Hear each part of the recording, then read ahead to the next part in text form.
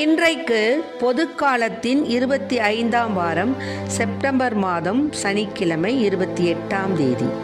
இன்று புனித வென்செஸ்லாஸ் மறைசாட்சி, புனிதர்கள் லாரன்ஸ் ரோய்ஸும் அவரது தோழர்களும் மறைசாட்சியருடைய நினைவு விழா. இன்று தேவன் நமக்கு தரும் ஜீவ நீரூற்றான இறை வார்த்தைகள் சபை உரையாளர் நூலிலிருந்து வாசகம்.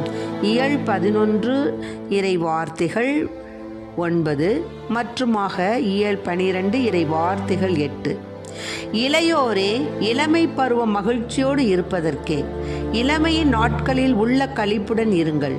மனம் விரும்புவதை செய்யுங்கள், கண்களின் நாட்டத்தை நிறைவேற்றுங்கள். ஆனால் நீங்கள் செய்கிற ஒவ்வொரு செயலுக்கும் உரிய தீர்ப்பை கடவுள் வழங்குவார் என்பதை மறவாதீர்கள். மனக்கவலையை ஒழியுங்கள், உடலுக்கு ஊறு வராதபடி காத்து கொள்ளுங்கள். குழந்தை பருவமும் இளமையும் மறையக்கூடியவை. ஆகையால் உன்னை படைத்தவரை உன் இளமை பருவத்தில் மறவாதே. வாழ்க்கை எனக்கு இன்பம் தரவில்லையே என்று நீ சொல்லக்கூடிய துயர நாட்களும் ஆண்டுகளும் வருமுன் அவரை உள்ளத்திலே நினை.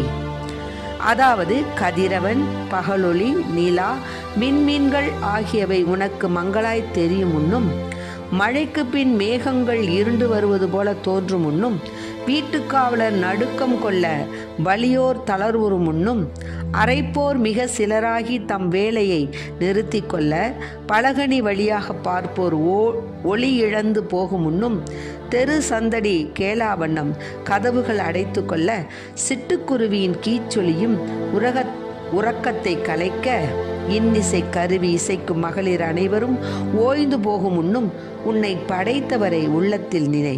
மேட்டை கண்டு அச்சம் கொண்டு தெருவில் நடப்பதை நினைத்து திகில் கொள்ளும் முன்னும், வாதுமை மரம் பூ பூக்கும் முன்னும், வெட்டுக்கிளியைப் போல நடை தட்டு தடுமாற ஆசையெல்லாம் அற்றுப்போகும் முன்னும், உற்றார் வீதியில் அழுது புலம்ப நீ முடிவற்ற ஓய்வுக்கு செல்லும் முன்னும் உன்னை படைத்தவரை உள்ளத்தில் நினை.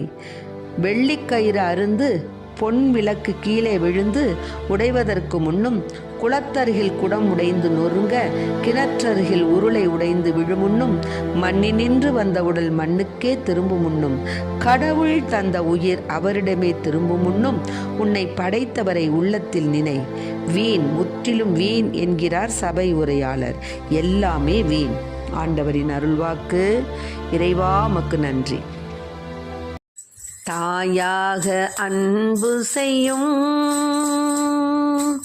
என்னுயிர் நீதானையா,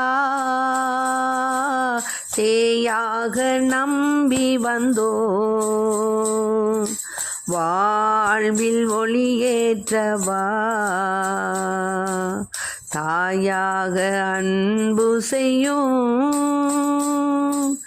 என்னுயிர் நீதானையா, சேயாக நம்பி வந்தோ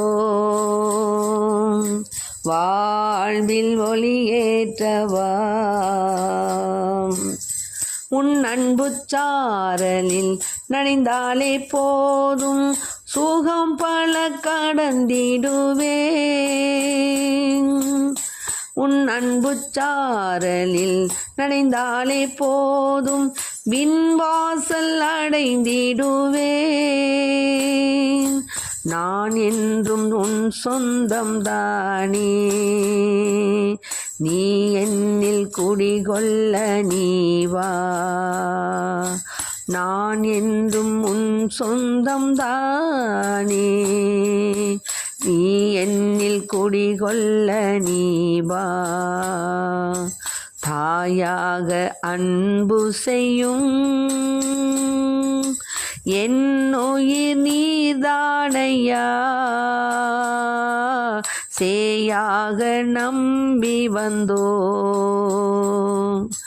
வாழ்வில் ஒளியேற்றவா. வாழ்வில் ஒளியேற்றவா. இன்றைக்கு சபை உரையாளர் நூலிலிருந்து வாசகத்தை நம்ம கேட்டோம். அதாவது இயல் 11 9 12 8.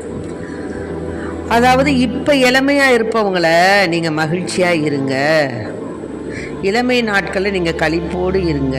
உங்களுக்கு என்ன நினைக்கிறீங்களோ அதை நீங்கள் செய்யுங்க. ஆனால் நீங்கள் செய்கிற ஒவ்வொரு செயல்பாடும் அங்கே ஏசப்பா கிட்ட போகும், கடவுள்கிட்ட போகும். கடவுள் தீர்ப்பு வழங்குவார். அதை நீங்கள் மறக்காதீங்க அப்படின்னு சொல்கிறார். அப்போ இதுலேருந்து என்ன அர்த்தம்? கடவுளுக்கு நாம் நேரிய முறையில் நடக்கணும், அவ்வளோதான். ஆனால் இப்போ பார்த்தீங்கன்னா இந்த இளைஞர்கள் படுபாதாளமான ஒரு பாதையை நோக்கி வேகமாக சென்று கொண்டிருக்கிறார்கள். மிக மிக மிக மனதிற்கு வருத்தமாக இருக்கிறது. எல்லா இளைஞர்களும் சொல்லலை, ஆனால் எவ்வளவோ தீய பழக்க வழக்கங்கள் அவ்வளோ வந்துருச்சு. இப்போ அதை நாடி தேடி கடவுளுடைய அன்பை புரிஞ்சிக்காம, கடவுளுடைய அந்த நேர்மை, அவருக்கு நம்ம பிரியமுள்ள பிள்ளைகளாக நடக்கணுங்கிற பாதையே இல்லாமல் போயிடுச்சு. அவர்களுக்காக நாம் அன்றாட வேண்டும். மேலுமாக நீங்கள் செய்கிற ஒவ்வொரு செயலுக்கும் கடவுள் தீர்ப்பு வழங்குவார். மனக்கவலையை ஒழியுங்கள். கவலைப்படுவதினால் ஒரு மனம் கூட்ட முடியாது, குறைக்க முடியாது, ஒன்றும் செய்ய முடியாது. நம்ம உடம்பு தான் வீணாக போகும். உடலுக்கு ஊறு வராதபடி காத்து கொள்ளுங்கள். கவலை கவலை கவலை கவலை. யார் கவலை இல்லாத மனுஷன் உலகத்தில் கிடையாது. அரசனாக இருந்தாலும் அவனுக்கு ஒரு கவலை, நாட்டை எப்படி நடத்தணும், போகணும், வரணும். அப்படி குடும்பத்தில் ஒவ்வொருவருக்கும் ஒரு கவலை. சின்ன குழந்தைக்கு கூட அதுக்கு சாப்பாடு, அதுக்கு விளையாட விடணும், அதுக்கு செல்லு கொடுக்கலன்னு அதுக்கு கவலை. ஆக இப்படியாக ஒவ்வொருத்தருக்கும் ஒவ்வொரு கவலை நாட்டில் இருக்குது. ஆனால் அந்த மாதிரி கவலைப்பட்டு உடம்பை நீங்கள் வருத்திக்காதீங்க. எல்லாத்தையும் கடவுளத்தில் ஒப்படைச்சிருங்க. அப்பா கடவுளே நான் போராடலையா, நீங்கள் போராடுங்கன்னு சொல்லிட்டு கம்முன்னு இருங்க. நீங்கள் பாட்டுக்கு உங்கள் வேலையை பாருங்கள், ஆண்டவர் பார்த்துக்கொள்வார் அப்படிங்கிறத இங்கே வலியுறுத்துகிறாங்க. குழந்தை பருவமும் இளமையும் மறையக்கூடியவை, ஆனால் உன்னை படைத்தவரை உன் இளமை பருவத்தில் மறவாதே. இப்போ நம்முடைய குழந்தை பருவம், நம்முடைய இளமை பருவம்லாம் திரும்பி நமக்கு வருமா? வராது. இனிமேல் நம்ம முதுமையை நோக்கி நாளைக்கு ஒரு நாள் பிறக்குதுன்னா நமக்கு வயசு ஒரு நாள் கூடிருச்சு, அவ்வளோதான். இனிமேல் நாம் பிறந்த காலம் நம்முடைய இளமை பருவம், குழந்தை பருவம் வருமோ? வராது. அதனால வாழ்க்கை எனக்கு இன்பம் தரவில்லையே என்று நீ சொல்லக்கூடிய துயர நாட்களும் ஆண்டுகளும் வருமுன்னு பாருங்கள். அதனால பின்னாடி முதுமை பருவம் வந்து உன்னுடைய பிள்ளைகள் முதியோர் இல்லத்தில் விடாமல், முதியோர் இல்லத்தில் விடுறதுக்கு முன்னால் நீ என்ன செய்ய, இப்போ உள்ள காலகட்டத்தை சொல்கிறேன். ஆமாம், கூட்டு குடும்பமாக அப்பொழுது இருந்துச்சு. தாய் தந்தை, தாத்தா பாட்டி, மாமா, அத்தை, சித்தப்பா, பெரியப்பா அப்படின்னு குடும்பம் இருந்தது. ஆனால் இப்போது கல்யாணம் பண்ண அடுத்த நாளையே தனி கொடுத்தணும். உனக்குன்னா எனக்கு நீ, அவ்வளோதான், வேறு யாரும் வரக்கூடாது. காலம் குறுகிருச்சு, யாரையும் குறை சொல்லி பிரயோஜனம் இல்லை. அப்படிப்பட்ட ஒரு காலகட்டத்தில் இருக்கிறச்ச நீ எப்படி இருக்கணும்? உன்னுடைய இளமை பருவத்திலேயே நீ இளமை பருவம்லாம் போயிருச்சு. உன்னை யாரும் பிரயோஜனம் இல்லைன்னு உன்னை தள்ளி விடுறதுக்கு முன்னால் நீ என்ன பண்ணணும்? வாழ்க்கை எனக்கு இன்பம் தரவில்லையே என்று நீ சொல்லக்கூடிய துயர நாட்களும் ஆண்டுகளும் வருமுன் அவரை உள்ளத்திலே நினை. நிறைய பேர் நினச்சிக்கிட்டு இருக்கிறாங்க, நம்மெல்லாம் செஞ்சுருவோம், செய்கிறதெல்லாம் செய்வோம், பண்ணுறதெல்லாம் பண்ணுவோம், சொல்கிறதெல்லாம் சொல்லுவோம், பார்க்குறதெல்லாம் பார்த்துருவோம், எல்லாத்தையும் அனுபவிச்சு வாழ்க்கை வாழ்வதற்கே அப்படின்னு நினச்சி எல்லாம் செஞ்சு முடிச்சுட்டு லாஸ்ட்டாக நம்மளுக்கு முதுமை வரும்போது ஆண்டவரை பிடிச்சிக்குவோம். அப்போது அதான் ஆண்டவர் சொல்கிறார் இல்லையா, 7 முறை இல்லை 70 முறை மன்னிக்க, நம்ம மன்னிச்சிடுவார் கடவுள் என்று நீ நினையாதே.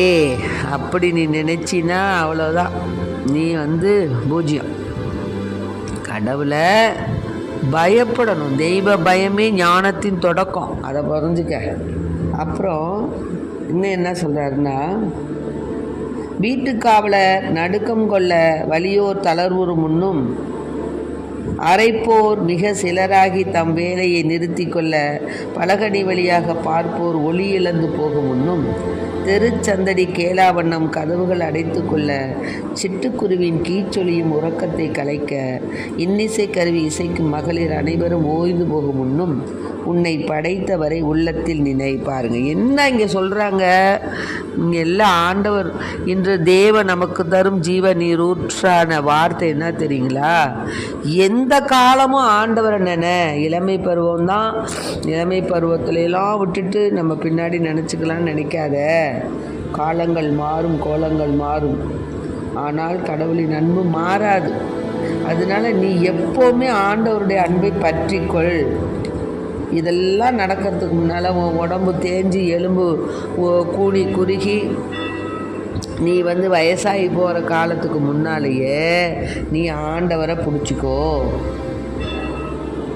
மேட்டை கண்டு அச்சம் கொண்டு தெருவில் நடப்பதை நினைத்து திகில் கொள்ளும் முன்னும் வாதுமை மரம் பூ பூக்கும் முன்னும் வெட்டுக்கிளியைப் போல நடை தட்டு தடுமாறி ஆசையெல்லாம் அற்றுப்போகும் முன்னும் உற்றார் வீதியில் அழுது புலம்ப நீ முடிவுற்ற ஓய்வுக்கு செல்லும் முன்னும் உன்னை படைத்தவரை உள்ளத்தில் நினை. அதனால நாம் தேவனை நினைக்கணும். கடவுள் தந்த உயிர் அவரிடமே திரும்பும் முன்னும் உன்னை படைத்தவரை உள்ளத்தில் நினைக்கணும். அப்படி நினச்சாதான் நல்லது. மற்றபடி நீ அவசரமாக போகக்கூடிய இந்த உலகத்தில் நீனும் ஓடிக்கிட்டே இருந்தீன்னா பிரயோஜனம் இல்லை. எல்லாமே வீணிலும் வீண். அதனால் நம் மீட்பராகிய கிறிஸ்து இயேசு சாவை அழித்து அழியா வாழ்வை நற்செய்தியின் வழியாக ஒளிரச் செய்தார். 2 தீமோத்தேயுவில் 1:10 வார்த்தை. நம் மீட்பராகிய கிறிஸ்து சாவை அழித்து அழியா வாழ்வை நற்செய்தியின் வழியாக ஒளிரச் செய்தார். ஆகவே அழியா வாழ்வை பெறும் பொருட்டு நாம் கிறிஸ்துவை பின்பற்ற வேண்டும். அவரிடம் திருப்பாடல் 90 சொல்லப்பட்டுள்ளது போல, என் தலைவரே, தலைமுறைதோறும் நீரே எங்கள் புகலிடம் என்று சொல்ல வேண்டும்.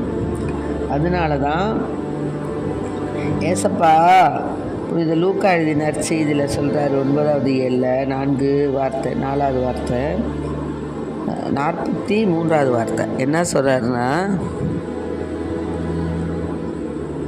இயேசு செய்த யாவற்றையும் அனைவரும் வியப்படைந்தனர். இயேசு செய்த அற்புதங்கள், அதிசயங்கள் அவர் தம் சீடர்களிடம் நாம் சொல்வதை கேட்டு மனதில் இருத்தி கொள்ளுங்கள். என்ன சொல்கிறாரு? மானிட மகன் மக்களின் கையில் ஒப்புவிக்கப்பட இருக்கிறார். அவர்கள் அவர் சொன்னதை புரிந்து கொள்ளவில்லை. அவர்கள் அதை உணர்ந்து கொள்ளாதவாறு அது அவர்களுக்கு மறைவாயிருந்தது. ஆயினும் அவர் சொன்னது பற்றி அவரிடம் விளக்கம் கேட்க அஞ்சினார்கள். ஆக மானிட மகன் மறைவாய் கையில் ஒப்புவிக்கப்பட இருக்கிறார். மானிட மகன் மக்களின் கையில் ஒப்புவிக்கப்பட இருக்கிறார். ஆக தேவன் நமக்காக ஒப்புவிக்கப்பட்டு கல்வாரி மலையில் நமக்காக பாடுகள் பட்டு உயிர் துறந்தார். மாசற்ற செம்மறிக்கு இந்த கதினா நம்மலாம் எந்த மாத்திரம். அதனால நாம் என்ன செய்யணும்? ஆண்டவரை ஒரு குற்றவாளி போல் நடத்தினாங்க. குற்றவாளி போல் அவரை மெசியாவாக ஏற்றுக்கொள்ளலை. குற்றவாளி போல் கொலை தண்டனைக்கு ஆளாக்குனாங்க. ஆனால் இதை கடவுள் தன்னுடைய தேவன் தன்னுடைய பிதாவானவர் சொன்ன அந்த வார்த்தைக்கும் பிதாவானவருடைய கட்டளைக்கும் இயேசு கீழ்ப்படிஞ்சார்.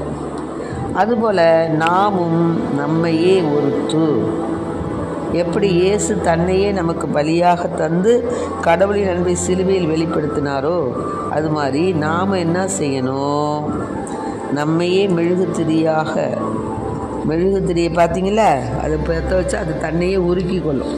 அதுபோல் நாமும் நம்முடைய வாழ்க்கையில் நம்மை நாமே ஒருத்து ஐம்புலன்களை ஒடுக்கி தேவனுக்கு ஏற்ற பிள்ளைகளாக வாழவும், அன்றாட வாழ்வில் நாம் இறைவனை அன்பு பிள்ளைகளாக வாழவும், அவருடைய திரு சித்தத்துக்கு கீழ்ப்படிந்து நடக்கவும், நம்முடைய செயல்பாடுகள் நேரியவையாகவும், நம்முடைய பார்வைகள் நேரியவையாகவும், நம்முடைய சிந்தனைகள் நேரியவையாகவும், எல்லாம் இறைவனுக்கு ஏற்புடைய செயல்களாக வாரிட வளர்ந்திட அந்த பாதையில் நடந்திட நாம் இறைவனை மன்றாடுவோம். ஆமென்.